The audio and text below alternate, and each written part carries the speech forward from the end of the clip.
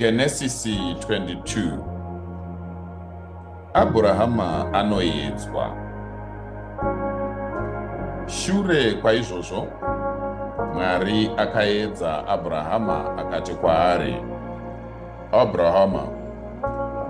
Iye akati, ndiri pano hangu. Ipapo Mwari akati, tora mwanakomana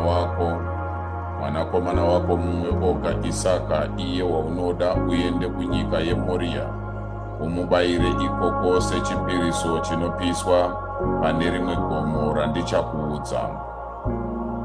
Mangwanani akatevera, Abhurahama akamuka akasunga mbongoro yake, akatora varanda vake vaviri nomwanakomana wake Isaka.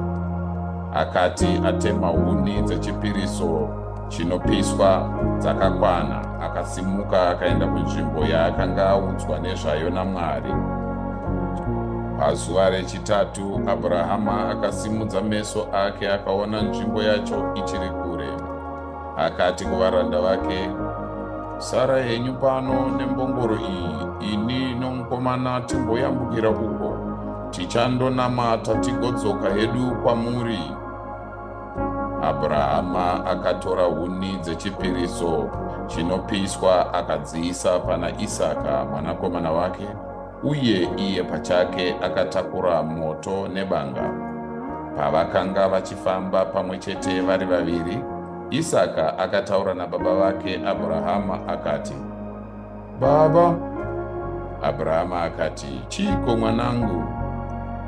Isaka akati, moto nehuni zviri pano, asi gwayana rechipiriso chinopiswa riri piko?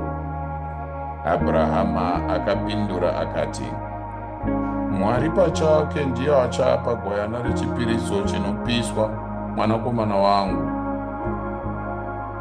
Vakati vasvika panzvimbo yaakanga yataurwa nezvayo naMwari, Abhurahama akavaka aritari ipapo, uye akaisa huni pamusoro payo, akasunga mwanakomana wake Isaka akamuradzika paaritari pamusoro pehuni. Ipapo akatambanudza ruoko rwake akatora banga kuti auraye mwanakomana wake.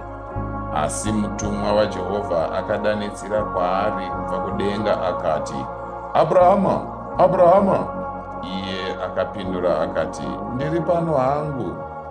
Akati, usaisa ruoko rwako pamukomana, usamboita chimwe chinhu kwaari. Zvino ndava kuziva kuti unotya Mwari, nokuti hauna kundinyima mwanakomana wako mumwe woga. Abhurahama akasimudza meso ake, uye ipapo padenhere akaona gondobwe rakabatwa nenyanga dzaro. Akaendapo akatora gondobwe akaribayira sechipiriso chinopiswa. Saka Abhurahama akatumidza nzvimbo iyo kuti Jehovha achapa, uye nanhasi zvinonzi pagomo raJehovha ndipo pazvichapiwa. Mutumwa waJehovha akadana kuna Abhurahama kubva kudenga kechipiri akati, ndinopika neni pachangu, ndizvo zvinotaura Jehovha, kuti nokuda kwokuti waita izvi, uye kuti hauna kundinyima mwanakomana wako mumwe oga, zvirokwazvo ndichakuropafadza, uye ndichaita kuti zvizvarwa zvako zviwande senyeredzi dzokudenga, uye sejecha riri pamahombekombe egungwa. Zvizvarwa zvako zvichatora maguta avavengi vavo, uye kubudikidza navana vako ndudzi dzose dzapanyika dzicharopafadzwa nokuti wakanditeerera. Ipapo Abhurahama akadzokera kuvaranda vake, vakasimuka vose pamwe chete vakaenda kuBheerishebha. Vanakomana vaNahori. Shure kwaizvozvo, Abhurahama akaudzwa kuti Mirika ava maiwo akaberekera munun'una wako Nahori vanakomana vanoti Uzi dangwe, Bhuzi munun'una wake, Kemueri baba vaAramu, Kesedhi, Hazo, Iridhashi, Chidhirafi naBhetueri. Bhetueri akabereka Rabheka. Mirika akaberekera Nahori munun'una waAbhurahama vanakomana vasere ava. Murongo wake ainzi Reuma. naiyewo akava navanakomana vaiti Tebha, Gahamu, Tahashi naMaaka. Uku ndikuperera kwechitsauko chino. Mwari akomborere kuverenga kweshoko rake, uye Mwari akukomborere mudikani.